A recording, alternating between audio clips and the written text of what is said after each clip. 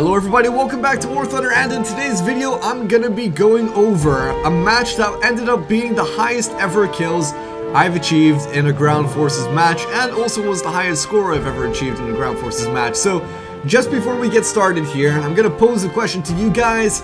What was the highest ever kills you've achieved in a ground forces match, or the highest score you've ever gotten? Yes, score, because I'm sure possibly somebody in the history of War Thunder surely must have used a gun carriage, yes, that thing that shoots down planes, and gotten the highest score on the leaderboard. I don't know how you'd do that, and now that I actually think about it, that would be pretty damn interesting. In fact, it'd be very interesting. Imagine using that thing to try and shoot down as many planes as possible, and possibly even tanks, hitting them in the side and maybe killing them. That'd be quite a challenge, wouldn't it? And a very interesting video that would make. In fact, I'm so challenged by that, I might actually try it. We'll have to see if I can pull it off. But anyway, feel free to leave that comment with how many kills or the highest score you've achieved in the comment box below. I'd be interested to see what you guys have managed to do. So 17 is the highest I've ever gotten so far. And yes, I am using a KV for a lot of these kills, and I know some people will automatically be turned off by that. They'll be like, 17 kills in a KV, oh, I'm not watching this anymore. If you think like that, then my friend, you're an idiot. Because to get 17 kills in any tank or in any match is not just like an easy feat, even if you're using like a KV. Okay, if you were in like, I don't know, a Tiger, and then you're reversing like little Stuart tanks, then okay, that would be stupid. But of course that can't happen because of the battle rating system. The thing with the KV is that you still end up taking tanks that can kill you. At least there will be that on the enemy team. And that's what happens in this match. And the thing is, if every single person went into a KV and got 17 kills, then you know, that wouldn't be impressive. But the fact is that hardly ever happens. Whenever I see somebody going out in a KV, they'll only get like 5 kills or something. So if you ever really want to get on a high kill streak, you have to have a brain, and you have to be able to use it quite effectively. So what I've actually noticed, and what I really like about Corellia is, well, here's a question for you guys, and something that I've noticed. Am I one of the few people that knows that you can spawn at the eastern spawn point on this map? It seems like every single match I go into, the vast majority of my team ends up spawning at the western one, and I don't know if that's from pure like ignorance or if they just don't care, but you can't actually spawn at the eastern point. It's really easy to do. Before you go out into your tank, you can go to the spawn point selection menu, and by default it's the western one, but you can select to go to the eastern one. And for a tank like the KV, that is absolutely awesome. So not only do I get to verse way less opponents, like that M3 Lee was the only one there. I've had matches where there's been absolutely nobody. So that's really good that all I have to take on is an M3 Lee, and I take hardly any damage, if any at all. And plus, I don't have to climb up a massive freaking hill. If you could imagine going from that western point, first off I would have to go down the initial hill and then up this gigantic one to get to A. So that would take absolutely ages, and depending which route I'd take as well, I might end up getting shot all the way from the enemy's base, and that wouldn't be great. No, not in the KV, especially when you're going so slow. You'd be taking up so many shots, especially into your side armor. That'd be, oh, that would suck. So spawning from the eastern spawn point is brilliant, and I can get to the central point really quick. And I imagine that a lot of enemies, when they see a KV roll up from behind, they're just like, what the hell? Where did this thing come from? This was not expected. Why did he not come up the hill? Well, my friends, there's that eastern spawn. And so that's why I love it. And I can surprise so many tanks here. Like this M5. He must be wondering, huh, one of my Panzers died here earlier. I wonder what happened to him. Everybody's gone. He must have killed himself. No. There was a KV lurking around these rocks somewhere. he had to learn the hard way that the KV would come out like a hunting spider. Is that what they're called? A huntsman? Something like that. You know, the ones that burrow and then they come out of their holes and they jump out. I don't know. Sort of like that. It's a bad analogy, but you get what I'm talking about. So I'm just capping the point right now because that M5A1, I think it's an M5A1 Stuart, was capping the point. And all I'm going to do is just get my aerial bomber now, which just racks up even more kills. Now, I've actually made an observation over the last few days. I didn't actually read this up on the forums or anything. I was thinking, like, how does this whole thing with fighters and attackers and bombers work? Because I noticed that pretty much all the time I can use fighters, some of the times I can use attackers, and then rarely I can use bombers. And I figured out that it was basically like a point system, that a fighter's 1 point, attacker's 2 points, and a bomber is 3 points. So what I end up doing is that I save up my points, and holy shit! I was just shot down by a tank. What the fuck? I don't think I actually noticed that during the game, but that's pretty damn impressive. The other day I actually tried shooting a plane down with my tank. I did end up hitting it because the hit marker came up, but he didn't even take critical damage, so at least that tank did a pretty damn good solid job on me and took me out in one shot. Good shot, man. We need more tankers like you. Well, actually he was on the enemy team. Damn it, we need less tankers like you on the enemy team. More on my team. So that points-based system, I think it works that you get more points by the progress of how you do in a match. As in, if you get more kills, then like every kill you get like unlocks a point. It's like with the artillery. Every kill you get unlocks a point in artillery, and I think it does the same for the planes as well. And I think you also get points just from progression over time. So if you don't make any kills, every now and then you would just get an automatic point, probably just through activity time. And so you're guaranteed almost to get like a bomber per match. And so what I do is I just save up my points for the bomber. Like, I don't even bother with fighters or attackers unless the game is almost over. I hardly ever get bombed, and the reason why is because of just being aware of the fact that there are enemy bombers. And if I see an enemy bomber, I will take up shelter along the side of a cliff face, a rock face, a building, underneath a bridge, somewhere that's just like really hard to hit me. And so I save up my points for the bomber pretty much all the time, and this allows me to get the majority of my kills, or at least supplement quite a bit of them. Where it becomes that snowball. Remember how I was talking about that the other day? In the other video? It's like you rack up the kills, and then you use your planes to get even more kills. It's just the way that things are. It's pretty much just the way that the game is. And I've actually been on the forums a lot lately, and people have been saying various things like planes should be removed from arcade battles and whatnot. I don't know, ground forces.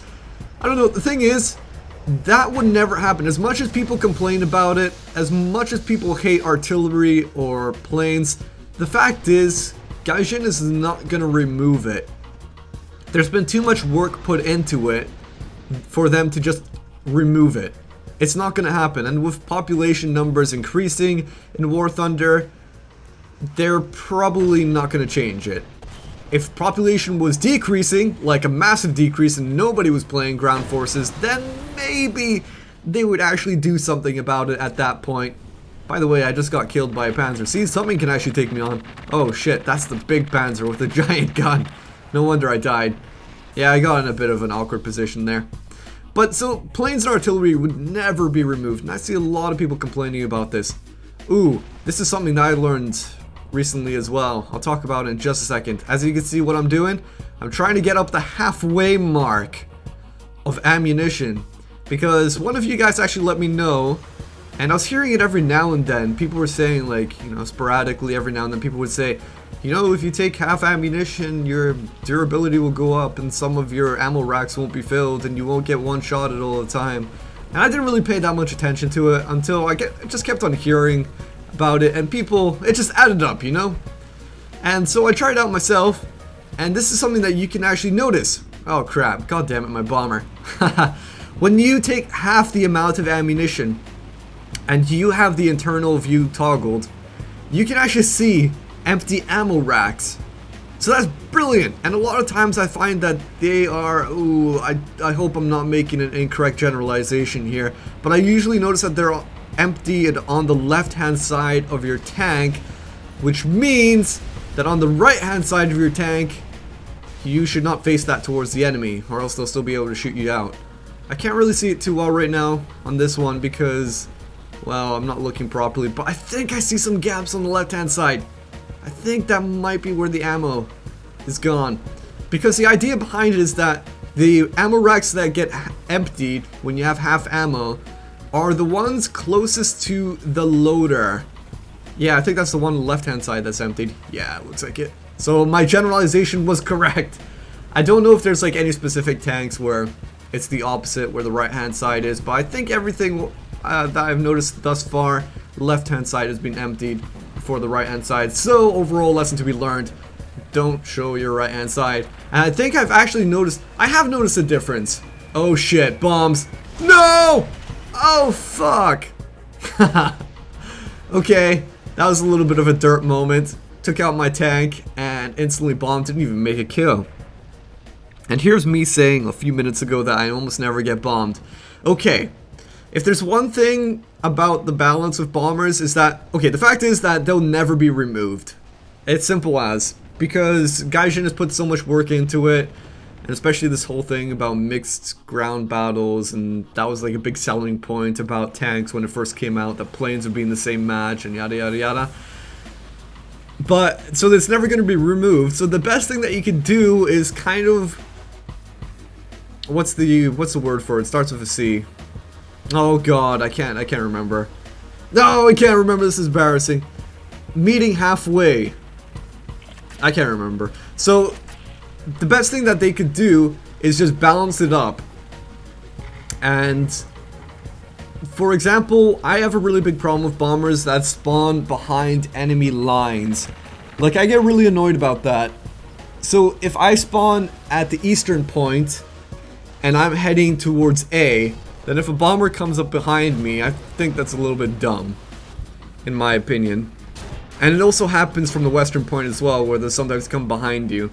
I think if anything, bomber should come head on, and then you should be able to see that. And if they don't want to come head on, then they have to spend more time trying to come behind you, and that means less time bombing for themselves. And I imagine that would be the best thing. Because otherwise you aren't able to see a bomber coming at you, and there's just no blatant warning on the screen that there's a bomber on the field, which I also wish that there was. Like something that would just flash in the corner whenever a enemy bomber is on the field, just so that you're aware, because a lot of times you kind of miss it out. You know that there might be like a battle going on. Well, you're always wary of the fact that there are planes going about you, but you're still like, ooh, you've got so much of your attention on just the tank battles in front of you that it's hard to keep an eye on everything that's going on. So something blatant like flashing that there's a bomber going out on the field right now, an enemy one, that would be really good. I really like something like that. Okay, so I took a little bit of damage. These tanks shooting me up a bit. This steward is freaking annoying. He just keeps on coming in and out of cover. I mean, it's the right thing to do, but for me, that's very annoying. So one of my crew members is actually unconscious, but luckily that's a driver and not anything to affect my guns. And that's the best outcome, actually, because I think there's still like one other driver who's fine to keep going. He can pick up the slack. It's okay, unconscious buddy. Just sit there, relax. We'll revive you in time. It's actually kind of funny. Is he unconscious or is he dead? I don't think any of these guys actually die. They're always just unconscious, aren't they? Well, then again, being unconscious and dead is kind of the same thing, because a dead person's not really conscious, right? So maybe it's just like a friendlier way. What do they call it? A euphemism of being dead. A tank wreck. This looks suspicious. Something has died here. Okay. Well, I've still got time to go cap the A point. I'm not actually sure if we won this game, if I'll be quite honest with you. It's pretty damn tight, isn't it? Enemy has more points than we do. Oop, Panzer on the side. Now, when it comes to shooting tanks, I've actually learned quite a lot over the last few days. I think just in general with ground forces I've learned quite a lot. I remember about a week ago I made a video on how I kill tanks, and that's still pretty damn appropriate, but I've still learned quite a lot since that time. Where a few days ago, when I would first encounter a tank, what I would do with my first shot is I would shoot the back end of a tank so that I light them on fire, and that puts them into panic mode because they're on fire. And then what I would do, because I still haven't memorized every single tank and their internal components and where their crew members are, I would look at the top right hand corner, because whenever I penetrate them and I set them on fire, it's going to show up in the top right where their crew members are situated, and they're always of course towards the front and also in the middle or in the turret. And then my next shots will be on the actual crew members. And if ever I penetrate a tank and I kill some crew members and I see that, oh, maybe the driver's still alive, then I'll aim specifically for that driver and I'll just knock out their crew right there and then. So it's not only about just shooting at a tank willy-nilly anywhere you want and hope that it dies. What you have to have is a goal or set thing in mind. Do I want to set the tank on fire? Do I want to aim specifically for the ammo rack so that if I damage it enough it will just explode? Do I want to aim for actual crew members and then just knock out the crew completely? That's what I do in every single encounter nowadays, and it turns out really damn well. Surprisingly, once you actually try to think about what you're doing, it works. So I think in that aspect I've become a better tanker, and I'm happy, because I had some people criticizing that although you might be getting a lot of kills, you're not necessarily a good tanker. Well, I'm making progress, alright? And I think I'll get better as time goes on. Holy crap, how many bombers have I used so far this match? Like 3 or 4, I wasn't even counting. But one thing I still need to try to understand... Oh god damn it, a gun carrier shot me down.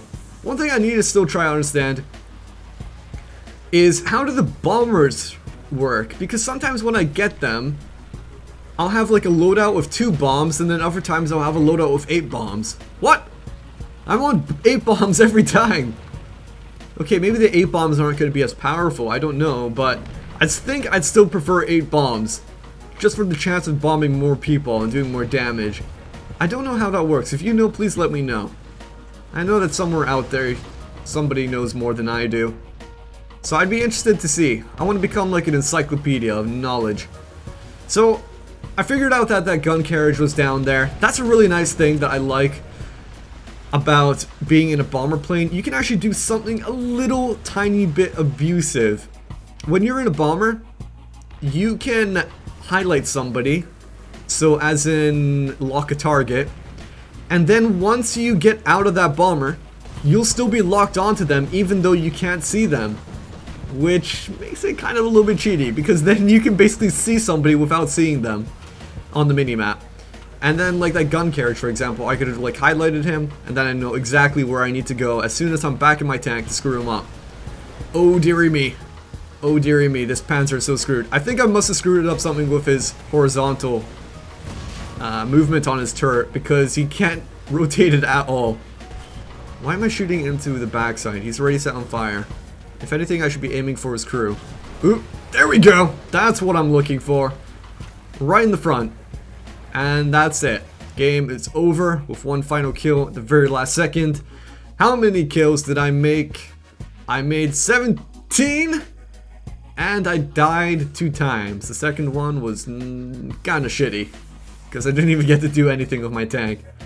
But that was pretty good, because I was actually doing a task, the KV-1 task for that. So anyway guys, I hope you enjoyed this, and until next video, this is Krebs, and I'll catch you guys next time.